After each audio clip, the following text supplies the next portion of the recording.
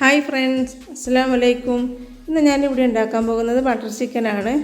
അതിന് വേണ്ടിയിട്ട് 3/4 കിലോ എല്ലോട് കൂടിയിട്ടുള്ള ചിക്കനാണ് എടുത്തിട്ടുള്ളത്. നിങ്ങൾക്ക് എല്ലില്ലാത്തത് വേണമെങ്കിൽ അങ്ങനെ എടുക്കാം. ഇനി ഇതിലേക്ക് 2 ടീസ്പൂൺ മുളക് പൊടി ചേർത്ത് കൊടുക്കാം. ഞാനിപ്പോൾ കാശ്മീരി ചില്ലിയാണ് എടുത്തിട്ടുള്ളത്.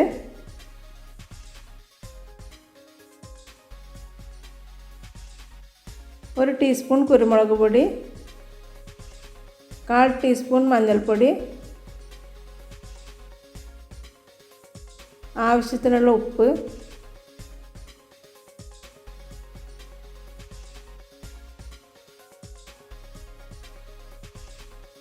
ഒരു ടീസ്പൂൺ ഗരം മസാലപ്പൊടി. ഇതെല്ലാം കൂടി ചേർത്ത് നല്ലപോലെ ഒന്ന് മിക്സ് ചെയ്തെടുക്കാം. മിക്സ് ചെയ്തെടുത്തിട്ടുണ്ട്. ഒരു 2-3 മണിക്കൂർ നമുക്ക് റെസ്റ്റ് ചെയ്യാൻ വേണ്ടി മാറ്റി വെക്കാം. ഇപ്പോൾ 3 മണിക്കൂർ കഴിഞ്ഞിട്ടുണ്ട്. നമുക്കിനി ചിക്കൻ ഒന്ന് ഫ്രൈ ചെയ്തെടുക്കണം.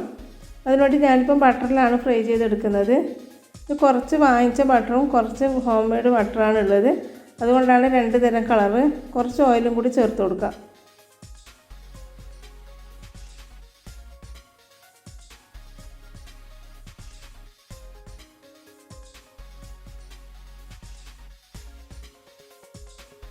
നമ്മൾ ബട്ടറൊക്കെ നല്ലപോലെ മെൽറ്റായി വന്നിട്ടുണ്ട്. ഇനി ഇതിലേക്ക് ചിക്കൻ ഇട്ട് കൊടുക്കാം.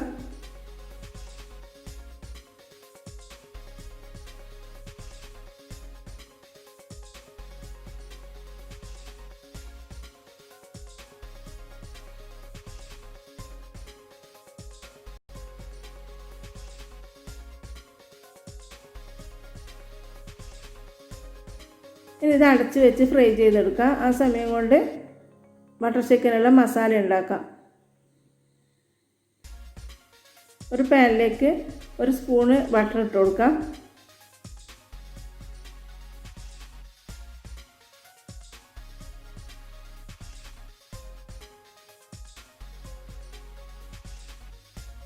നമ്മൾ മസാല ഉണ്ടാക്കാൻ ബട്ടർ തന്നെ വേണമെന്നില്ല, ഓയിലായാലും മതി. അപ്പോൾ ബട്ടർ ആകുമ്പോൾ ഒന്നും കൂടി ടേസ്റ്റ് ഉണ്ടാവും. അതിന് വേണ്ടിയിട്ടാണ് ബട്ടർ ചേർത്ത് കൊടുത്തിട്ടുള്ളത്. ഇനി നമുക്കിതിലേക്ക് 2 മീഡിയം സൈസ് സവാള അരിഞ്ഞിട്ട് കൊടുക്കാം. 4 വലിയ തക്കാളി. നമ്മൾ ഇതിൽ കെച്ചപ്പൊന്നും ചേർക്കുന്നില്ല, അതുകൊണ്ട് തക്കാളിയുടെ അളവ് കൂട്ടിയെടുക്കാം. കെച്ചപ്പ് ചേർക്കുന്നുണ്ടെങ്കിൽ തക്കാളിയുടെ അളവ് കുറച്ചെടുത്താൽ മതി. 4 പച്ചമുളക്, ഒരു വെളുത്തുള്ളി ഫുള്ളായിട്ട്, ഒരു ചെറിയ കഷ്ണം ഇഞ്ചിയും കൂടി ചതച്ചതിലേക്ക് ഇട്ട് കൊടുക്കാം. നല്ലപോലെ ഒന്ന് മിക്സ് ചെയ്ത് കൊടുക്കാം. ഇത് ഒരുപാട് അങ്ങ് വഴറ്റിയെടുക്കുകയൊന്നും വേണ്ട, ചെറുതായിട്ടൊന്ന് വഴറ്റിയെടുക്കാം.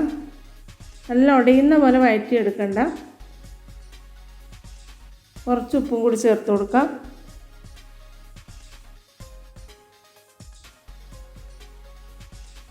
അപ്പോൾ നമ്മുടെ മസാല റെഡി ആയിട്ടുണ്ട്. ഇതിന് ചൂടാറാനായിട്ട് മാറ്റി വെക്കാം.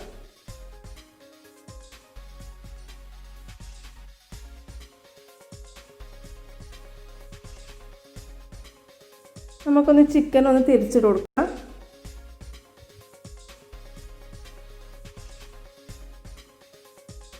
അപ്പോൾ നമ്മുടെ മസാലയൊക്കെ നല്ലപോലെ ചൂടാറിയിട്ടുണ്ട്. ഇനി നമുക്കിതൊരു മിക്സിൻ്റെ ജാറിലേക്ക് ഇട്ട് കൊടുക്കാം.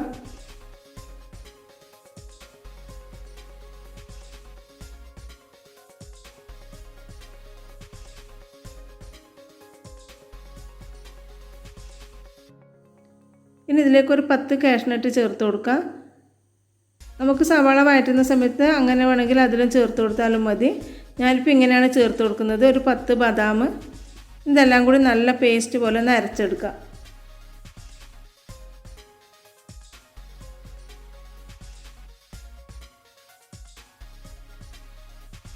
അപ്പോൾ നല്ല പേസ്റ്റ് പോലെ തന്നെ അരിഞ്ഞ് കിട്ടിയിട്ടുണ്ട്. നിങ്ങൾക്കിത് അരിച്ചെടുക്കുന്നുണ്ടെങ്കിൽ ഇതിൽ കുറച്ച് വെള്ളം ചേർത്തിട്ട് ഒന്ന് അരിച്ചെടുക്കുക, അല്ലെങ്കിൽ ഇതുപോലെ തന്നെ ചേർക്കാം. ഇപ്പോൾ നല്ല പേസ്റ്റ് പോലെ തന്നെ അരിഞ്ഞ് കിട്ടിയിട്ടുണ്ട്. അതിൽ അരിച്ചെടുക്കേണ്ട ആവശ്യമൊന്നും വരുന്നില്ല.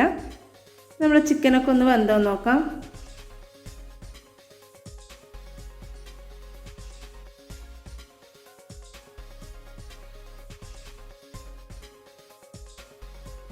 നമ്മുടെ ചിക്കനൊക്കെ നല്ലപോലെ വെന്ത് ഒരുവിധം ഫ്രൈ ഒക്കെ ആയി വന്നിട്ടുണ്ട്.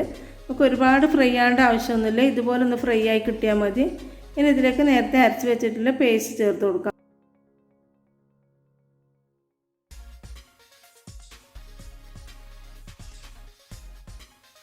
ഇനി ഇതിലേക്ക് കുറച്ച് വെള്ളം കൂടി ചേർത്ത് നല്ലപോലെ ഒന്ന് മിക്സ് ചെയ്തെടുക്കാം.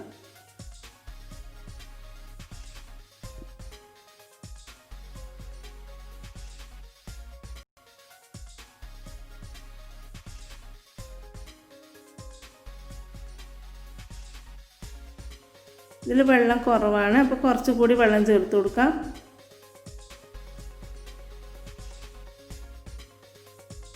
നല്ലപോലെ ഒന്ന് തിളക്കുന്നവരെ വെയിറ്റ് ചെയ്യാം.